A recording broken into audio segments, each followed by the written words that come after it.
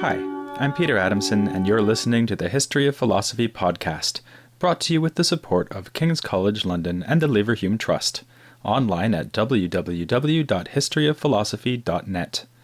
Today's episode, A Principled Stand, Aristotle's Epistemology. All men by nature desire to know. This is the opening line of Aristotle's Metaphysics. It expresses his conviction that the thirst for knowledge is not something limited to full-time thinkers like himself. It's something we all share. But the fact that everybody wants something doesn't mean that everybody gets it. After all, most of us would like to live forever, but no one has managed that yet. I myself hope to achieve immortality. I may need to, if I'm going to cover the whole history of philosophy in these podcasts. Surely, in the case of knowledge, though, everyone does get what they want, at least to some extent. Everybody knows quite a few things. You, for instance, know that you are listening to a podcast right now. You know that the podcast is about Aristotle. You know what you had for breakfast. And I do hope you had a good breakfast, since, as you also know, it's the most important meal of the day. But what allows you to say that you know any of these things? What, in fact, is knowledge? As I've mentioned before, this is the core question of the area of philosophy called epistemology, the study of knowledge. Epistemology recognizes a basic distinction between knowledge and mere belief. Clearly, these are different. If I know something, then it seems I must also believe it. To know you're listening to a podcast, you must at least believe you're listening to a podcast. But the reverse is not true. I optimistically believe that Arsenal will win the English Football League next year, but sadly, I do not know this. But if we can believe things without knowing them, then what's the difference? Well, it can't just be that knowledge involves truth, whereas belief doesn't. Admittedly, there are false beliefs, but there are also true beliefs, which don't count as knowledge. If Arsenal does turn out to win the league, that won't mean that my belief was in fact knowledge. It was more like a lucky guess or wishful thinking, or perhaps even a well-informed prediction, but not knowledge. As we've seen, Plato was the first philosopher to distinguish clearly between knowledge and true belief. He does so in the Meno, the Theaetetus, and other dialogues, and his characters have little trouble showing that there is indeed a distinction to be made here. But it is more difficult to say what turns a belief into knowledge.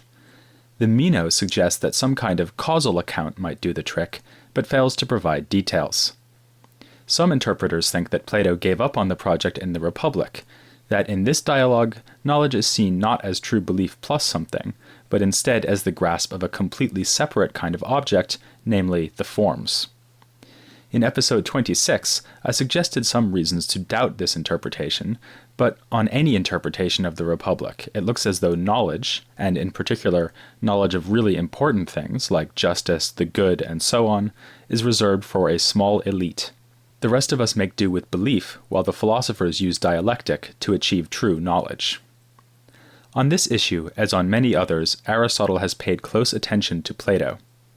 In his treatment of knowledge, he reacts to Plato and finds quite a lot to agree with, even if he also openly disagrees with his master on occasion. Aristotle not only accepts the fundamental distinction between knowledge and belief, he also, like Plato, sees knowledge as a formidable accomplishment, one achieved by the elite and only with great difficulty. We learn this from a work with the rather unenticing title Posterior Analytics. You may remember from last time that Aristotle's groundbreaking work in logic is presented in a treatise called the Prior Analytics. What it is prior to is the Posterior Analytics. Both works are complicated and undertake a variety of projects, but if you wanted a one-sentence summary of both analytics, you could do worse than to say the following. First, in the Prior Analytics, Aristotle explains the rules governing valid arguments. Then, in the Posterior Analytics, he explains which valid arguments are sufficient to provide knowledge. Okay, that was 2 sentences. So, the Posterior Analytics is, among other things, the closest thing to an Aristotelian treatise on epistemology. It asks, what are the conditions that have to be satisfied if we are to take ourselves as knowing something? The short version of Aristotle's answer is that you know something when you have demonstrated it. This immediately helps us to see what the Posterior Analytics has to do with the Prior Analytics. Demonstrations are valid arguments, so we need to know the rules of argument before we can say what a demonstration is. In fact, a good way to think about demonstrations, as Aristotle conceives them, is that they are the best kind of valid arguments. But this brings us to the long version of Aristotle's answer. Not just any old valid argument will be demonstrative and thus provide knowledge. Aristotle thinks that there is a whole series of criteria that need to be satisfied to achieve demonstration, like a series of boxes that need to be ticked. Looking at these criteria will take us through the rest of this episode and expose just how demanding Aristotle's epistemology turns out to be. Let's first remind ourselves of what a valid argument looks like according to Aristotle.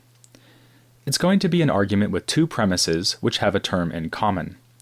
These premises will, together, yield a conclusion. Such an argument is called a syllogism, and Aristotle thinks that all productive arguments can be reduced to certain types of syllogism. So demonstrations will definitely be syllogisms, but which ones? Aristotle's fundamental idea here is that if you are going to demonstrate something, then you need to explain it. So the syllogisms that are demonstrative will be the ones that are explanatory. For instance, I might notice that giraffes have long necks. As a giraffeologist, I now ask myself, gosh, why do giraffes have long necks? What I'm looking for is an argument that will explain this feature of the noble animal that is the giraffe. Now, I know what you're thinking.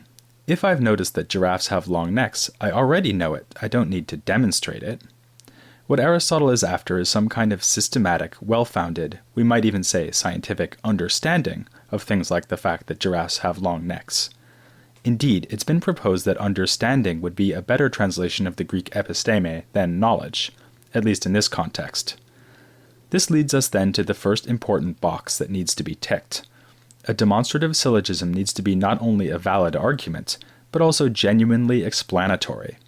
It has to show me not just that the conclusion is the case, but why the conclusion is the case. In our example, an appropriate syllogism might be something like this. Giraffes are land animals that eat leaves off tall trees. Land animals that eat leaves off tall trees have long necks. Therefore, giraffes have long necks. Aristotle will point to the feature that links the two premises, he calls this the middle term, and say that in a demonstration, the middle term helps to explain the conclusion. Giraffes have long necks because they are land animals that eat leaves off tall trees. So, are we done? Will any valid argument that explains something in this way count as a demonstration? Well, no. Aristotle adds several more criteria, and the next one I want to mention is a bit more surprising. His idea is that if we are really going to have understanding, what we are after is not an explanation of just one particular thing, but of a whole class of things. Knowledge or understanding must be universal. It will have to do with general features of the world around me. This means that if I'm looking at a particular giraffe, let's say her name is Hiawatha, then it doesn't count as a demonstration if I say that Hiawatha has a long neck because she eats leaves off tall trees. This is true all right, but it isn't an example of episteme, that is, knowledge or understanding. Rather, if I really understand Hiawatha's having a long neck, it's because I realize that she's a giraffe, and understand that her long neck is just one instance of a universal feature that belongs to all giraffes. This connects to something I mentioned last time, the distinction between accidental and essential features. To remind you how this works, the essential features of something are the features the thing has by its very nature. I can't be human without being rational, so rationality is essential to me, whereas my baldness is accidental to me because I don't need to be bald to be human. In fact, I used to be human without being bald, but let's not get any further into that painful subject. So a giraffe, we're supposing, can't be a giraffe without having a long neck and without eating leaves off tall trees. These features are essential to it. Obviously, the universality criterion is relevant here. The essential features of a thing will be shared with all other members of its kind. If it is essential to Hiawatha that she has a long neck, then all other giraffes must have long necks too. So here's another box to be ticked. The premises of a demonstrative argument must mention essential features of the things that they are explaining. This is a point worth dwelling on for a moment. Aristotle is claiming that there simply isn't any such thing as knowledge or understanding, in the proper sense, of accidental features, meaning features that are exceptional among a given class. If Hiawatha has a broken toe, for instance, this will not interest the Aristotelian giraffeologist, because in general, giraffes don't have broken toes. Aristotle accordingly has a strong tendency to relegate accidental or unusual things to his list of things not to worry about very much. Insofar as we're doing science, we aren't going to worry about the accidental features of things. This makes Aristotle very different from modern-day scientists. Of course, they do look for regular laws or patterns in nature, as Aristotle recommends, but they are also interested in surprising exceptions, in events or features that threaten to falsify their general theories. By contrast, Aristotle encourages us to ignore such exceptions and to study only the generalities of nature. If a giraffe is born without spots or with only 3 legs, that won't be worthy of study. It will just be ignored as unnatural. Nonetheless, what Aristotle calls knowledge or understanding is closely related to what we call science. Indeed, our word science comes from the Latin scientia, which was used to translate Aristotle's term episteme. Some even say that the Posterior Analytics is Aristotle's treatise on the philosophy of science. This makes sense given his criteria for demonstration, which focus on generality and systematicity. I have called it a work on epistemology more generally, but really there's not much difference between Aristotelian epistemology and Aristotelian philosophy of science. He uses the word episteme not just for biology and so on, but also for disciplines like mathematics and metaphysics. For him, all of these are sciences, that is, branches of knowledge. It is in this broader sense that the Posterior Analytics sets out a scientific program. According to the program, science gets hold of explanations, which are universal and are based on the essential features of things. If Aristotle's criteria are demanding, it is because he is telling us how to achieve full understanding of the world around us, how to become scientists, if you will. But he's still not done. Go back to the fact that you can only know something if it is true. Aristotle draws a rather surprising conclusion from this simple observation. He says that if the things I know cannot be false, then they are necessarily true. When I demonstrate something, not only will I have premises and a conclusion which deal with universal and essential features of things, but I will have premises and conclusions that are always guaranteed to be true.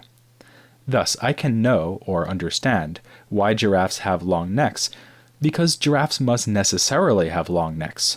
A giraffe with a short neck is impossible, and because it's always the case that giraffes have long necks. The first part there stands to reason.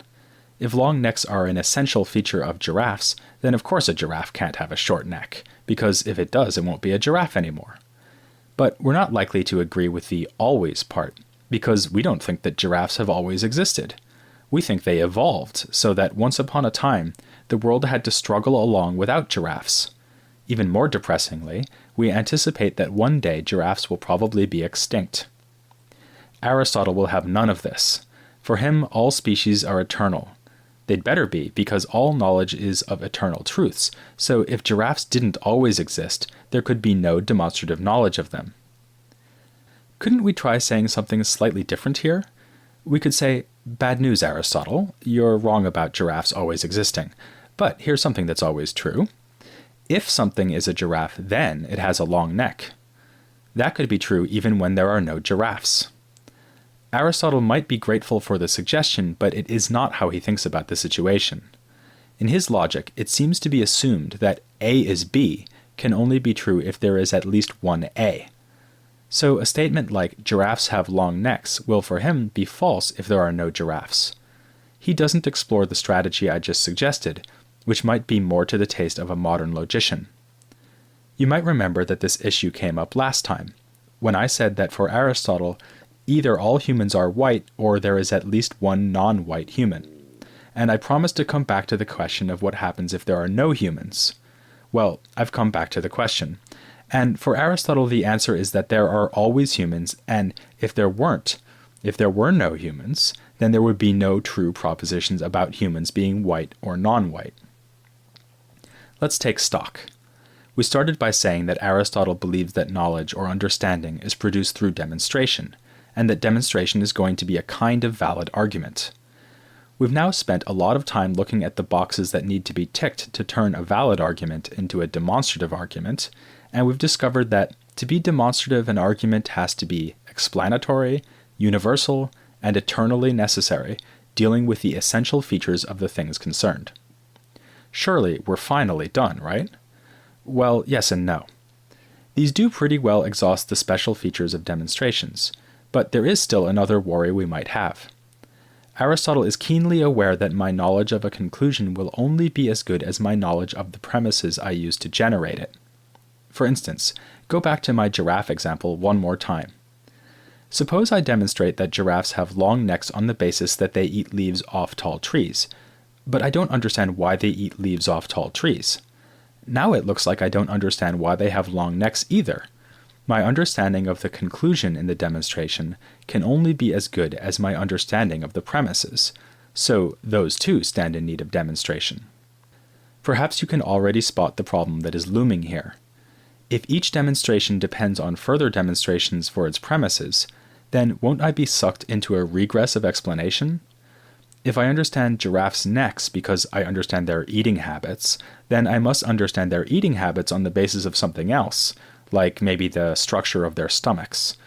But then there must be something else that makes me understand their stomachs, and so on. There will be no stop to the chain of demonstrations.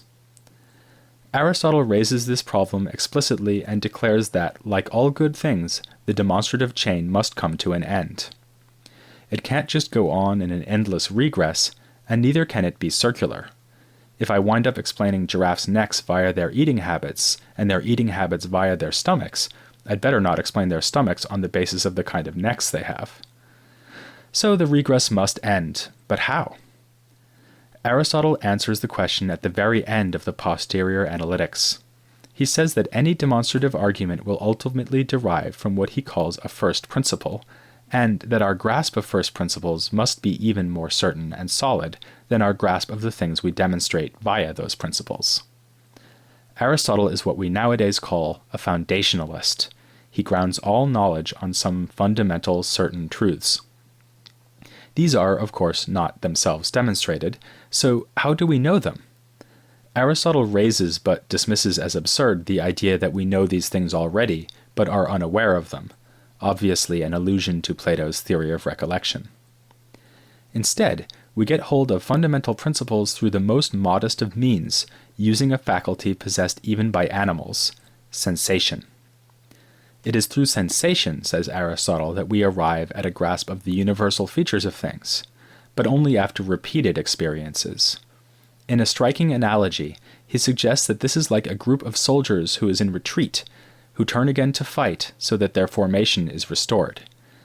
Each soldier that turns seems to represent an individual experience, and when everything clicks, as it were, their phalanx snapping back into line, the shields in a neat row again, that is like getting the universal into our minds. Here, Aristotle seems to reveal himself as some kind of empiricist, since he traces our knowledge back to sense experience. He even uses a term which is often translated as induction. The Greek word is epagoge. But Aristotle is no David Hume. His brand of empiricism is not tinged by skepticism. He has a serene confidence that our minds are perfectly fitted to receive universal necessary truths just by examining the world around us. There's a further difference between Aristotle and modern empiricists like Hume. Even though Aristotle appeals to sense experience to stop the regress of demonstration, he isn't relentlessly committed to the idea that all our knowledge somehow depends on sensation. That term I just mentioned, epagoge, also appears in Aristotle to describe the careful consideration of commonly held or reputable opinions. This goes back to something I mentioned in the first episode on Aristotle. His practice as a philosopher is to begin from what already seems plausible, even if these appearances may ultimately be overthrown. Next time, I want to reconsider that feature of Aristotle's philosophy in light of the theory of knowledge I've just discussed in this episode. For some help, I'll be turning to a reputable authority of my own, Hugh Benson, an expert on Socratic, Platonic, and Aristotelian methodology. So don't miss what should be a wonderful demonstration of knowledge, next time on The History of Philosophy, without any gaps.